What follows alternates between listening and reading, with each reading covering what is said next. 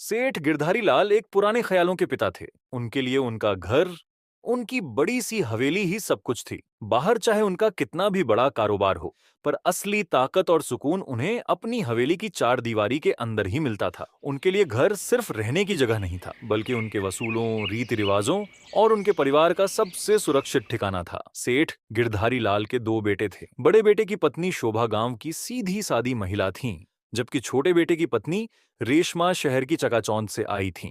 रेशमा को दिखावा, फैशन और अंग्रेजी बोलना पसंद था और वो हर चीज में ऊंचा स्टैंडर्ड देखती थीं। इसी कारण दोनों बहुओं में बनती नहीं थी। पर इस सब के बावजूद एक चीज थी जो उन्हें जोड़े रखती थी, नंदिनी। वो सेठ गिरधारी लाल की इकलौती बेटी थी, पर सिर्फ बेटी नहीं, पूरे घर की जान थी। दोनों भाभियां उसे बहुत प्यार करती थीं। हाल ही में नंदिनी की शादी हुई थी और जब उसके प्रेग्नेंट होने की खबर हवेली में आई तो मानो पूरे घर में पहले जैसी रौनक और खुशी लौट आई। नंदिनी की शादी को 10 महीने बीत चुके हैं। सुबह पूजा खत्म होते ही उसकी हंसी सुनने की आदत थी, और अब वो आवाज नहीं आती तो लगता है कुछ अधूरा सा है। उसकी हंसी घर की जान थी, जैसे दिए में जान तेल से होती है। अब दिया तो है, पर वो चमक नहीं रही। आप बिल्कुल सही कह रहे हैं जी। नंदिनी की शादी के बाद तो घर जैसे सूना हो गया हो, जैसे सारी खुशियाँ उसके साथ ही घर का आंगन छोड़कर चली गई हों। तभी नंदिनी के ससुराल से फोन आया और उसकी सास ने नंदिनी के घर वालों को खबर दी कि वो माँ बनने वाली है। अरे सुनिए जी, आपको पता है क्या, आप नाना बनने वाले हैं। अपनी नंदिनी माँ बनने वाली है और आज ही नंदिनी यहाँ आने वाली है। अरे वाह, ये तो बहुत बड़ी खुशखबरी है। अब हवेली फिर से रोशन होगी, हर कोना फिर से हंसी ठिठोली से गूंजेगा। इतने सालों से जो सन्नाटा था ना, वो अब टूटेगा इन नन्हे कदमों की आहट से। और हम हम नाना नानी बनेंगे। सोचा भी नहीं था कि ये दिन इतनी जल्दी आ जाएगा। उनकी आंखों में चमक थी और चेहरे पर एक ऐसी खुशी जो पूरे घर में फैल गई थी। ये खबर उन किलकारियों की वापसी का संकेत थी, जिनकी कमी पिछले 10 महीनों से घर में महसूस हो रही थी। नंदिनी की गर्भावस्था की खबर से हवेली फिर से महक उठती है। चौक सजने लगते हैं और रसोई में मिठाइयां बनने लगती हैं। परंतु दोनों भाभियां भी अपने अपने तरीके से तैयार होने लगती हैं। कुछ ही घंटों के बाद नंदिनी अपने मायके आ जाती है। तुम तो कमाल लग रही हो, और भी ज्यादा पतली हो गई हो। चलो, मेरा लाया हुआ मैटरनिटी गाउन पहनकर देखते हैं। और हाँ, तुम्हारे लिए मैंने एक खास डिटॉक्स प्लान भी बनाया है, मॉडर्न मॉम्स के लिए एकदम परफेक्ट। मैंने भी तुम्हारे लिए कुछ खास बनाया है, घी बाजरे के लड्डू। माँ बनने के लिए ताकत चाहिए। अभी सबसे ज्यादा आपको अपनी सेहत पर ध्यान देना होगा। आप हेल्दी रहोगी तभी तो बच्चा भी हेल्दी होगा। भाभी, आप दोनों बहुत अच्छी हो। आप दोनों मेरे और मेरे होने वाले बच्चे के बारे में कितना सोच रही हो। मैं बहुत लकी हूँ जो मुझे आप दोनों जैसी इतनी अच्छी भाभी मिली। दोनों भाभियां अलग अलग जमीन की थीं, लेकिन नंदिनी के मां बनने की खुशी ने उन सबको एक कर दिया था। उनके रास्ते भले ही अलग थे, पर उन सबका एक ही मकसद था, नंदिनी को खुश देखना। अरे तुम ये क्या बना रही हो? भला ये चूल्हे में बने हुए लड्डू नंदिनी के किस काम के? उसमें तो अभी अच्छी डाइट और आराम की जरूरत है, ना कि इन लड्डुओं की। माँ बनने का सच्चा तरीका केवल सुविधाओं से नहीं, बल्कि स्नेह और अपनेपन से आता है। मेरे हाथों से बनी चीजों में जो सुकून मिलता है, वो आपको किसी ऑनलाइन बास्केट में नहीं मिलेगा। मैं आप सभी के प्यार के बिना अधूरी हूँ और मेरा मानना है कि आप दोनों का योगदान मेरे लिए बराबर और अमूल्य है।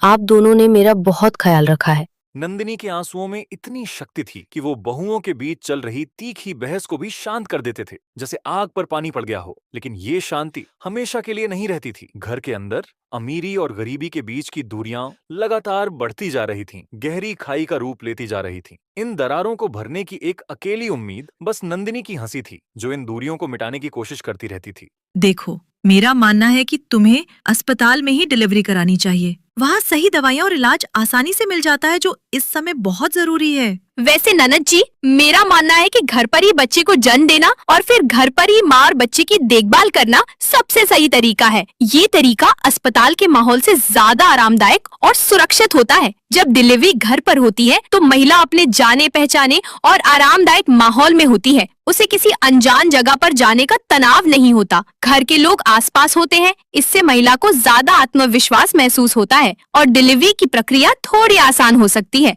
ओ प्लीज, ये गांव देहात वाली बातें आप छोड़ भी दो।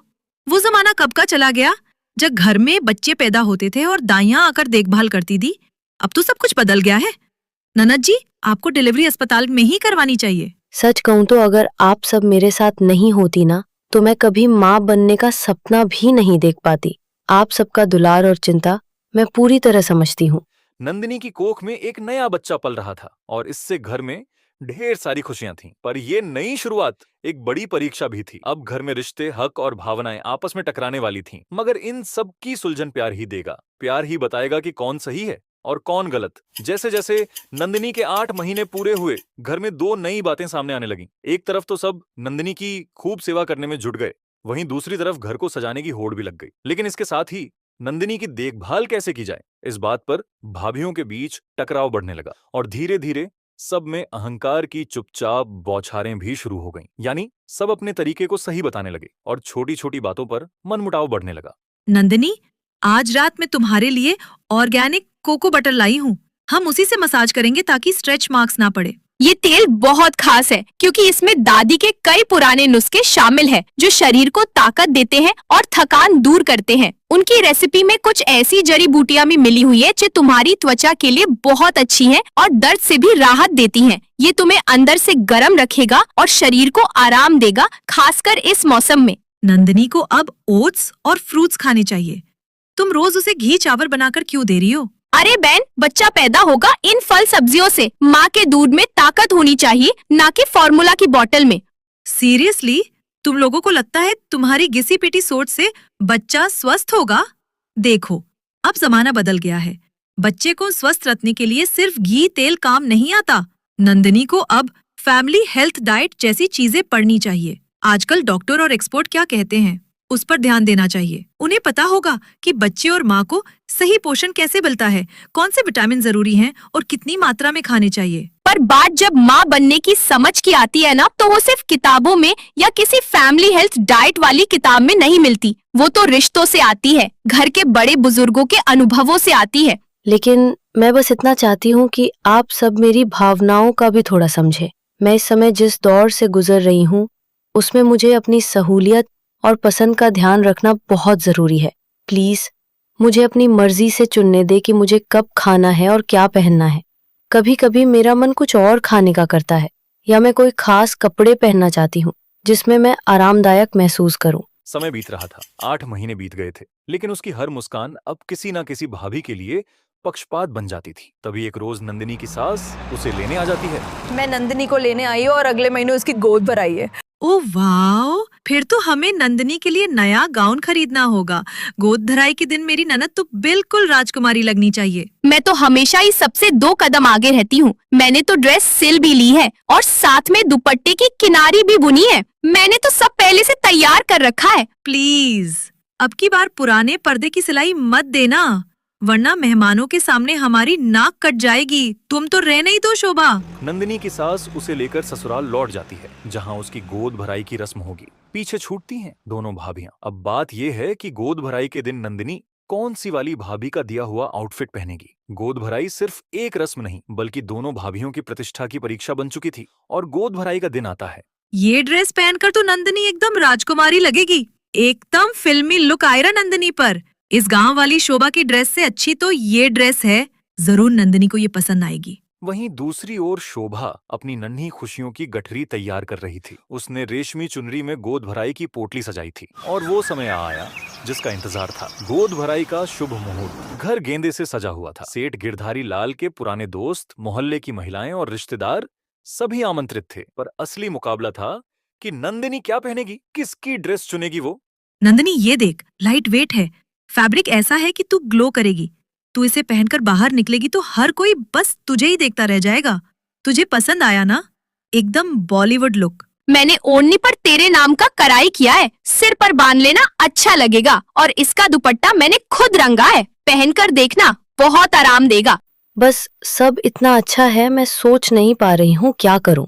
नंदिनी पहले लाइट वेट डिजाइनर ड्रेस पहनती है। नंदिनी तैयार होती है, लेकिन रेशमा भाभी, आपकी लाई हुई ड्रेस तो बहुत सुंदर है, इसमें कोई शक नहीं। पर सच कहूँ तो इसे पहनकर मुझे बैठने में बहुत तकलीफ हो रही है। पेट पर भी खिंचाव सा महसूस हो रहा है। मुझे लगता है मुझे शोभा भाभी की ड्रेस भी ट्राई करनी चाहिए। नंदिनी शोभा भाभी का दिया हुआ ड्रेस पहन लेती है। कुछ ही देर में सभी चौंक जाते हैं जब नंदिनी रंगीन हल्की लेकिन देसी सिलाई वाली पोशाक में आंगन में आती है। दोनों भाभियां देखती ही रह जाती हैं। नंदिनी, ये क्या? तुमने मेरी वाली ड्रेस नहीं पहनी? मैंने तुम्हारे लिए वो कितनी मुश्किल से ढूंढी थी।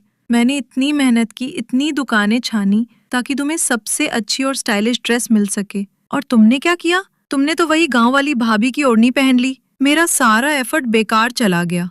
देखिए, जब हम माँ बनने की तैयारी कर रहे होते हैं ना, तो उस वक्त सबसे पहले हमें अपने भीतर सुकून और शांति चाहिए होती है। इस समय दिखावे या बाहर की चमक दमक से ज्यादा खुद को आरामदायक महसूस कराना जरूरी होता है। सेठ गिरधारी लाल और कोकिला देवी चुपचाप एक कोने से सब कुछ देख और सुन रहे थे। उनके चेहरों पर एक हल्की मुस्कान थी। नंदिनी की गोद भराई सिर्फ एक रस्म नहीं थी, यह उनके लिए एक सीख थी। उस दिन से रेशमा भाभी की सोच बदलने लगी। जो बहनें पहले एक दूसरे को नीचा दिखाने की होड़ में लगी रहती थीं, उन्हें नंदिनी की एक छोटी सी सीधी सादी पसंद ने एकजुटता का एक नया रास्ता दिखा दिया।